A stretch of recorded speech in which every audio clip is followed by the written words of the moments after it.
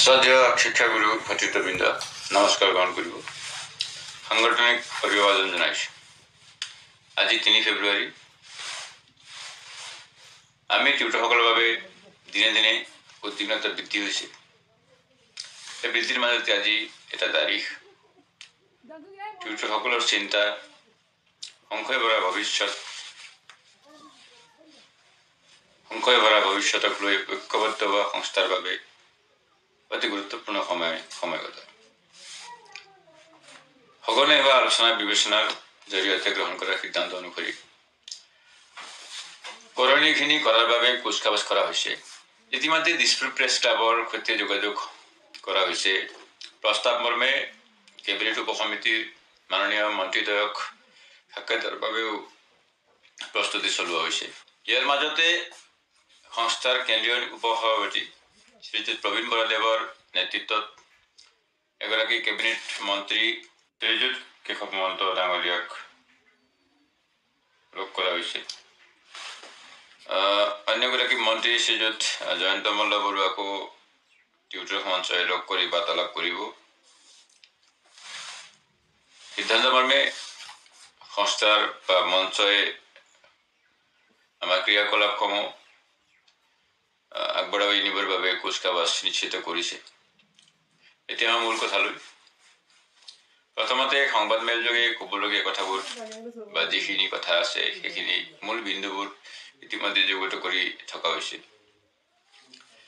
Press বিবৃতিৰ প্ৰকাশ কৰি প্ৰচাৰৰ বাবে ব্যৱস্থা গ্ৰহণ কৰা হ'ব। বিগত গুগল সভাৰ সিদ্ধান্ত মৰ্মে প্ৰতিটো জিলাৰ পৰা যি 500 টকাকৈ বৰঙণি গ্ৰহণ কৰি থকা হৈছে, এতিয়ালৈকে মাত্ৰ 8খন জিলাৰ পৰা বৰঙণি প্ৰাপ্তি হৈছে বুলি আমাৰ দায়িত্বপ্ৰাপ্ত সাংগঠনিক সতীৰ্থ জনাইছে। 28খন জিলা সমিতি থকাৰ পিছত এতিয়ালৈকে 8খন জিলাৰ পৰা পোৱা গৈছে। গতিকে অনুমান কৰক কিমান সহযোগিতা পোৱা গৈছে। সময়টো কেৱল কেন্দ্ৰীয় সমিতিৰ বাবে গুৰুত্বপূৰ্ণ জানো? গতিকে কেন্দ্ৰীয় সমিতিয়ে কোনটো সাহসত আগুৱাব সেই অনুমানটো আপোনালোকে সকলোৱে অনুগ্ৰহ কৰি নিজে উপলব্ধি কৰিব বুলি আমি আশা ৰাখিলোঁ। 4 ফেব্ৰুৱাৰীৰ ভিতৰত আন্দোলনৰ বাবে নিজ নিজ জিলাৰ পৰা কেইগৰাকী টিউটৰে যোগদান কৰিব তাৰ নিশ্চিত তথ্য প্ৰেৰণ কৰিবলৈকো নিৰ্দেশ দিয়া হৈছিল। এই পৰ্যন্ত সঁহাৰি পোৱা নাই। গতিকে আন্দোলন ঘোষণা কৰিলেই নহ'ব। জন আৰু ধন এই দুয়োটা অবিহনে কোনো পথেই আগুৱাব পৰা নাযায়। ঘোষণা কৰিব অসুবিধা। এই কথাখিনি আমি যিখিনি কথা আপডেটেড হৈ আছোঁ সেইখিনি কথা আপোনালোকক এই মাধ্যমেদি জনাইছোঁ।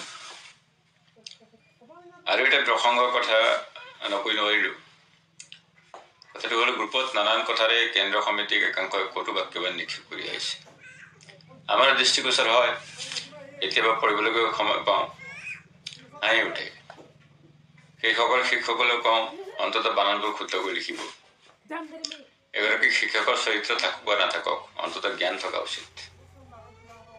চৰকাৰে টিউটৰ সজাইছে, শিক্ষকসকলৰ উন্নতিকৰণ কৰাৰ বাবে আপুনি লিখিছে বা যিসকলে লিখিছে একাংশই লিখিছে, 2-এজন হয়তো আমাৰ মাজত পোৱা যায়।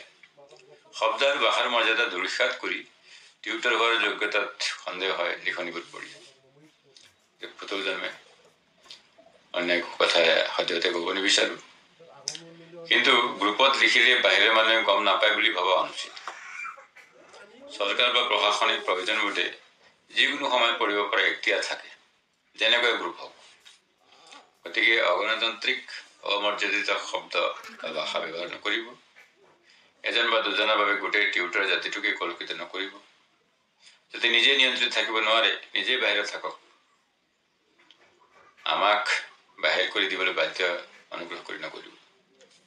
শেষত পুনৰ কওঁ, দিছপুৰ প্ৰেছ ক্লাবত 5 ফেব্ৰুৱাৰী তাৰিখে সংবাদমেল হোৱা নিশ্চিত। সদৌ অসম সম্মিলিত টিউটৰ মঞ্চই জনোৱা আহ্বানযোগে সংবাদমেলত 3টা সংস্থাৰ নেতৃবৃন্দই অংশগ্ৰহণ কৰিব। জানিব পৰা মতে বিবৃতি দিবলৈ 4টা শক্তি এনেকৈ সুবিধাজনক আছে। পিছফালে 2জন বহিব পৰা সুবিধা থাকে আছে দিছপুৰ প্ৰেছ ক্লাবত। সেয়ে আমি স্থিতি অনুযায়ী নিৰ্দিষ্ট ব্যক্তিসকলক উপস্থিত থাকি যোগদান কৰিবলৈ আহ্বান জনোৱাৰ সিদ্ধান্ত গ্ৰহণ কৰিছোঁ। হয়তো আমি সকলোৱে অংশগ্ৰহণ নকৰিলেও তিনিওটা সংস্থাৰ ফালৰ পৰা যোগদান কৰি সদৌ সন্মিত টিউটাৰ মঞ্চই ঐক্যবদ্ধ ৰূপে এই সংবাদমেল পৰিৱেশন কৰিব। আশা কৰিছোঁ আমি সকলোৱে কৰা পৰিকল্পনা মতে আমাৰ যি চিন্তা বিবেচনা সময়ত আহিছে সেই সময়ত অহা চিন্তা বিবেচনা অনুসৰি আমাৰ এই পদক্ষেপ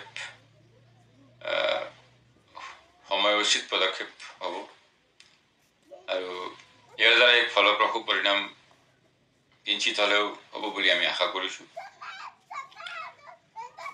আমি পুনৰ লগ পাম। বিশেষকৈ মই অনুৰোধ জনাব বিচাৰিছোঁ আমি সকলোৱে আগবাঢ়ি আহিব লাগিব। বিশেষকৈ জিলা সমিতিসমূহে কিছু সক্ৰিয়তা প্ৰদৰ্শন কৰিব লাগিব। যিখিনি সিদ্ধান্ত গ্ৰহণ কৰা হৈছে সেই সিদ্ধান্ত অনুসৰি সহযোগিতা কৰিবৰ বাবে অহাকালি 4 তাৰিখ এটা দিনটো আছে। 4 ফেব্ৰুৱাৰী আবেলি অন্ততঃ 4টা বজালৈকে সকলো জিলাৰ পৰা সহযোগিতা আৰু সঁহাৰি আমি আশা কৰিছোঁ। আপোনালোকৰ সঁহাৰি আৰু সহযোগিতা অনুসৰি আমি আগবাঢ়িবৰ কাৰণে সাহস পাম আৰু সিদ্ধান্ত ল'বৰ বাবে সহযোগ পাম। আজিৰ বিষয় ইমানেই।